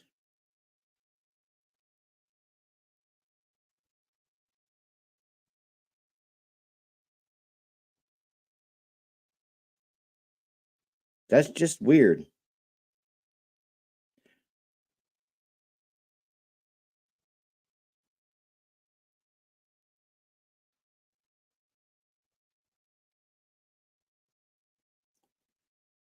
Very true, Florida. Very true.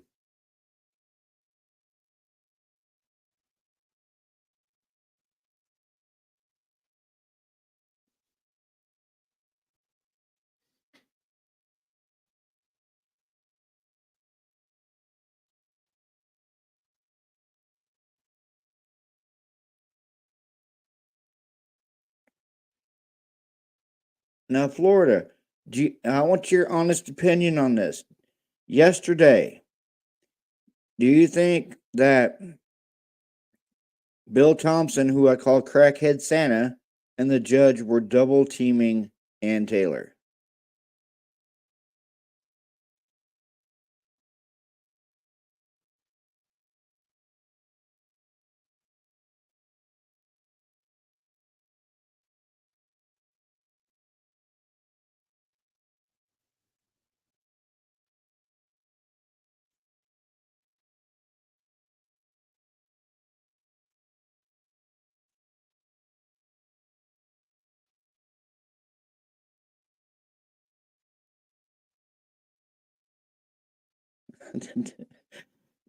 No, I would never shoot you, Florida baby.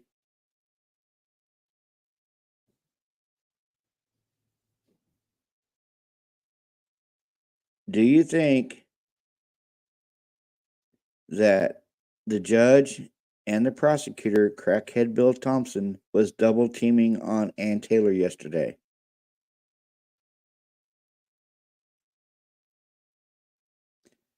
Uh, Truth and Transparency interview with Enon.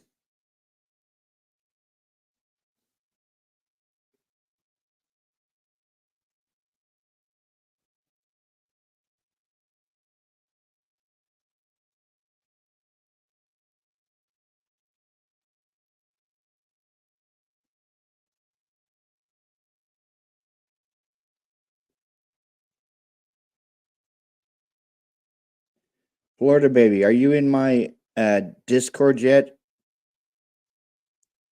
So we can do mod meetings?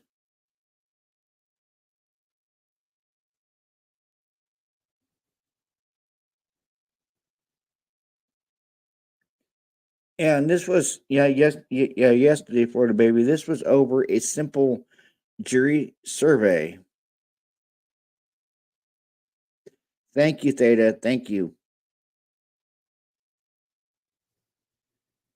Yeah, it was over a simple jury survey, which now remind me, Florida, just about everybody across the United States does.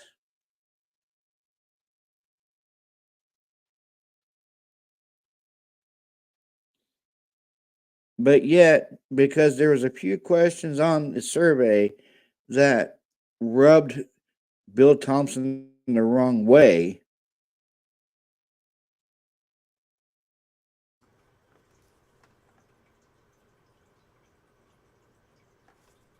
But how do you think Ann would have reacted if Bill Thompson took those very same questions and then started presenting them to the media to get them out in the media? I bet she would be furious. No, personally, yeah. Every time I see Ann Taylor, she is always standing up there looking very professional. You know, she's well spoken. She's well articulate.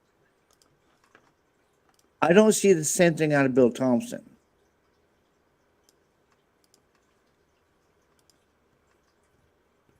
because she's always very well spoken, and she waits her turn until he's done talking. But yesterday, his behavior in the courtroom was that of a petulant 4-year-old child throwing a fit or a tantrum because mommy or daddy didn't give him the new toy he wanted for his birthday.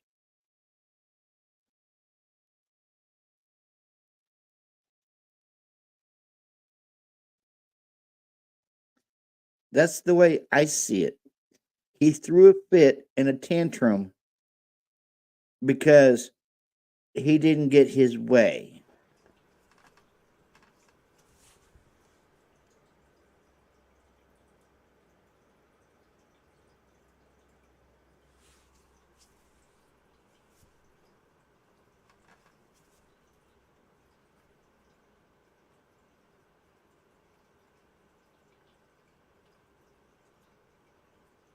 Yep, that is true, Florida. That is true.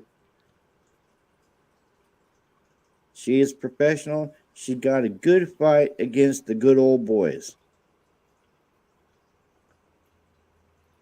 So how do you feel about what's the guy who did the survey and came up with the questions? The guy from California they hired, Elander? No, something like that. Yeah, well, I know he's but I mean, professional. what about how do you feel about him not being told or him not even like you think that if he's done this before he would ask the question, is there a non-dissemination order? I know Anne did send him a copy of the non-dissemination order, but she claims that he never, she sent it to him, but he never received it. So I don't know. I don't know what the mix-up is there.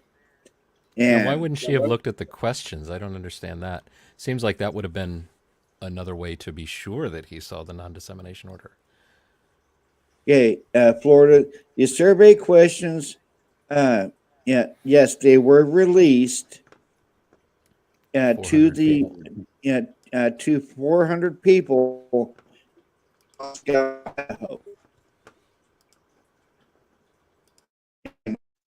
Some of the questions, typical jury survey questions,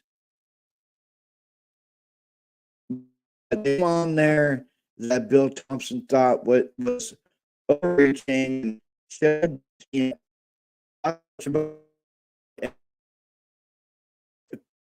according to crackhead Santa Bill Thompson, quote unquote, it poisoned 400 potential jurors, and they're supposed to be having another hearing. Now, good night, Charisma Gift. Yeah, they're supposed to be having another hearing on the 10th to see if the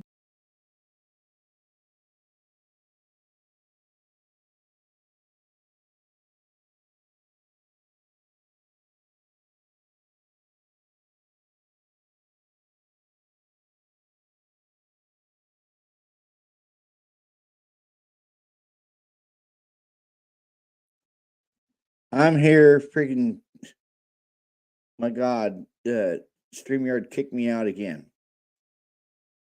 Okay, where was I, Florida?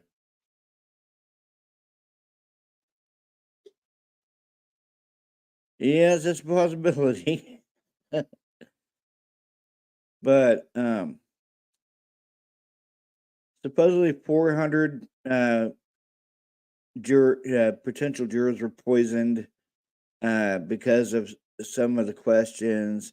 And of course, Mr. Thompson was throwing a little tirade, waving the freaking, yeah, on the 10th.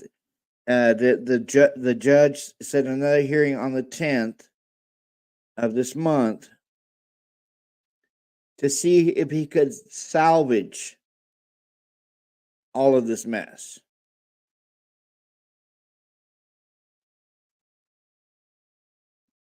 And the judge said that if it's okay with Ann Taylor,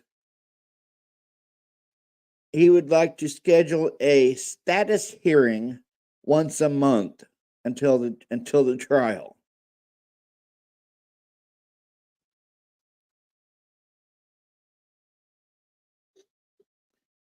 Yep, Florida baby. Next hearing on the 10th of this month to see if he could salvage what happened with the 400 poisoned potential jurors.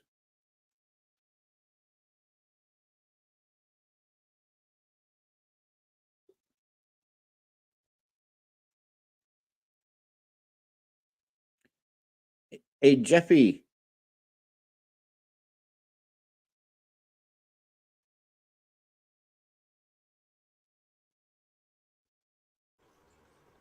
Hey Robert, you got that Enon clip? I did find, like, I think I'm roughly in the right vicinity of the actual original interview, but I can't seem to. If you can play that little piece of it, I can at least use a couple words to search the transcript and find the exact spot. I was actually getting ready to end the live because Oh, we've been okay. on for Well, 2 hours.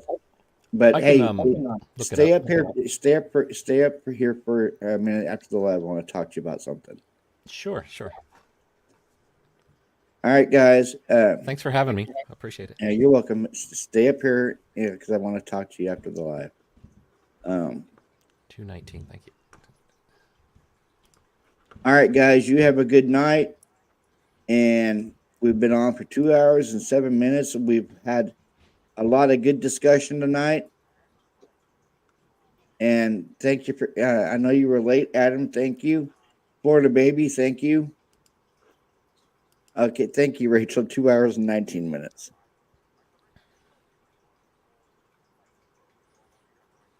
Now, Florida baby, are you in my Discord yet?